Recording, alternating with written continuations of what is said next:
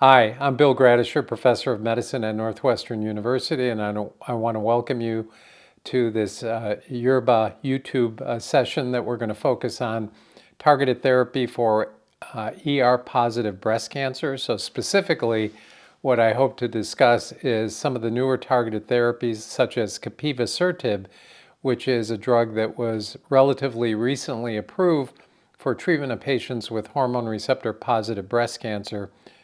Capivasertib is approved for patients with hormone receptor positive HER2 negative breast cancer, and as I mentioned earlier, for patients that have abnormalities in AKT, but it is also useful in patients with PI3 kinase mutations as well as PTEN abnormalities. So if you compare that, say, to alpelisib was useful only in patients who had PI3 kinase mutations. Capivasertib is PI3 kinase mutations, AKT, and PTEN abnormalities as well. So it's a broader range of patients who might be eligible for this therapy. With hormone-sensitive breast cancer, we always try to maintain anti-hormone therapy as long as we can. And that approach is validated because, chemotherapy is a tougher therapy in general than anti-hormone therapy. And of course, when I'm talking about anti-hormone therapy today, it's often in combination with targeted therapy. So it's not like the monotherapy from 20 or 30 years ago. We are adding another drug that is targeting a specific mutation. As I mentioned earlier, in the first-line setting, we frequently give an aromatase inhibitor and a CDK4/6 inhibitor, which is a targeted therapy. When the patients progress, we have to make a decision based on their disease.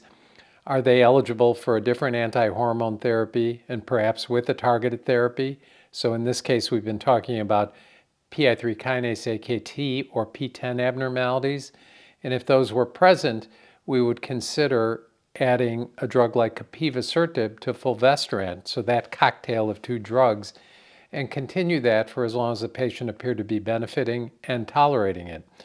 When the disease stops responding to this therapy, then we reassess again and we make a judgment. Is there some other anti-hormone therapy the patient could be eligible for, or do we need to pivot to cytotoxic chemotherapy? For patients who do receive Capivasertib, we know from the clinical trial it extends the time that patients can remain on anti-hormone therapy. And this, in a sense, is a surrogate for a longer time until you have to go on to chemotherapy. So we always try, as I said at the outset, to extend the duration of anti-hormone therapy for as long as possible. And this is another example where clinical research and the development of targeted therapy has accomplished that goal. And to put things in context, 10, 20 years ago, we would use monotherapy, and by that I mean a single drug, a single anti-hormone therapy, as the treatment for patients with hormone-sensitive breast cancer. And those happen to be drugs like tamoxifen or an aromatase inhibitor or fulvestrant. And we rarely combine them with anything else. So it was really monotherapy, a single drug. And we would use that drug until the disease changed or the patient didn't tolerate the medication for some reason. Usually it was the case that the disease progressed and then you switched to something else. In the last 10 to 15 years, we've started to combine anti-hormone therapy with targeted therapies. And in the first-line setting, meaning when patients have metastatic disease and they have a hormone-sensitive breast cancer that's HER2 negative, the standard recipe for the vast majority of patients is to combine an anti-hormone agent, usually an aromatase inhibitor or fulvestrant, with the CDK4/6 inhibitor. And we continue that combination of drugs until the disease progresses.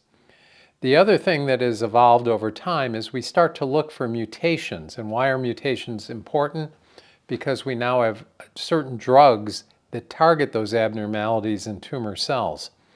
In the past, that wasn't particularly important because we never had drugs that really were focused on the evolution of a tumor cell where these mutations develop.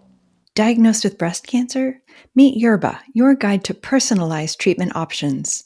Each option is specifically tailored to the unique characteristics of your tumor.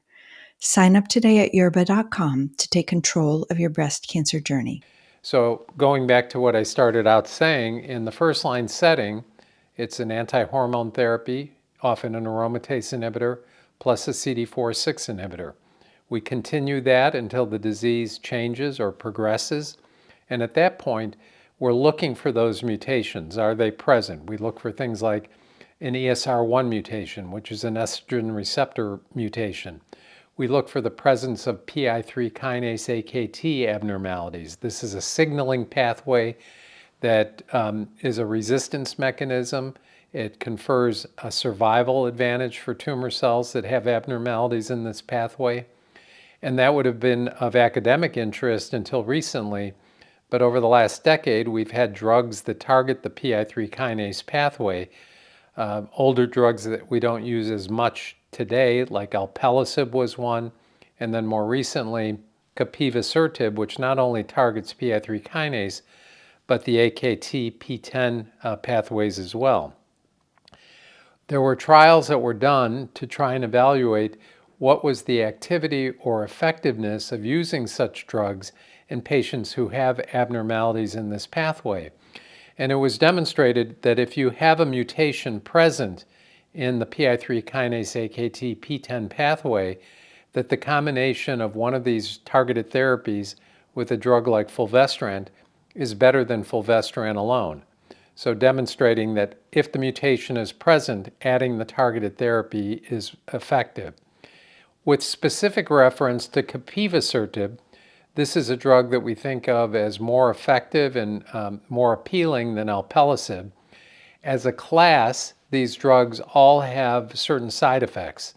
And with respect to alpelisib, the degree of elevated glucose and rashes, etc., made it a less patient-friendly drug, whereas Capivasertib, even though it still has some of those side effects, they are less so than what we see with alpelisib. So as a class effect across all the drugs that are currently available, hyperglycemia is seen, meaning elevation of the blood glucose. You can develop rashes. With Capivasertib specifically, you see those things, as well as patients will sometimes complain of fatigue over time or GI symptoms that can occur. So we have to be fully engaged in monitoring how our patients are doing, because one of the major things is hyperglycemia. And we want to make sure that going into a new therapy that the patient has controlled blood levels of their glucose, and during treatment it doesn't spike up. Obviously, if that were to start to occur, you have to sometimes start anti-hyperglycemic drugs like metformin, and these are things that your physician would do. You have to monitor their fasting blood glucose, both at the outset as well as during treatment. You have to ask patients about rashes, and if they develop, we have medications that can mitigate or decrease the likelihood that that would be problematic. And in terms of the other symptoms like GI symptoms, some patients can get loose stools, so we don't want our patients to be miserable, so we ask them about that. And if they start to experience that, there are things that we can add to the mix in terms of medications to try and prevent that. And of course, in some cases, we have to adjust the dose of the medication. So in the case of Capivasertib, there may be dose adjustments that are necessary in select patients. If they're experiencing too much in the way of side effects, you may go down a dose level. So we want to use drugs that are effective, but we want to do so safely so the patients can tolerate them and remain on the drug. The data from the so-called Capitello trial, which led to the approval of Capivasertib, is a trial in which patients either receive fulvestrant or fulvestrant plus Capivasertib, and the patients who received the combination of the two drugs had a much longer time until the disease progressed. And because that was a fairly more than just a small smidgen of benefit, the drug was approved by the FDA, and we now use it very commonly in this subset of patients. The use of this drug is also being investigated not only in metastatic disease, but it's also being evaluated in patients with early stage disease. And of course, I'm not advocating or suggesting that that is something we would do. That is something that is being looked at in clinical trials. But the place where these drugs are being used, and specifically Capivasertib, is in patients with metastatic hormone receptor positive, HER2 negative breast cancer. So if you'd like to receive more information that's specific to your case and get the input of experts, where you're able to input all the details about your personal clinical situation, go to Yerbba.com. And I look forward to speaking to you again in the future about any of a variety of topics related to breast cancer. Please subscribe. Thank you.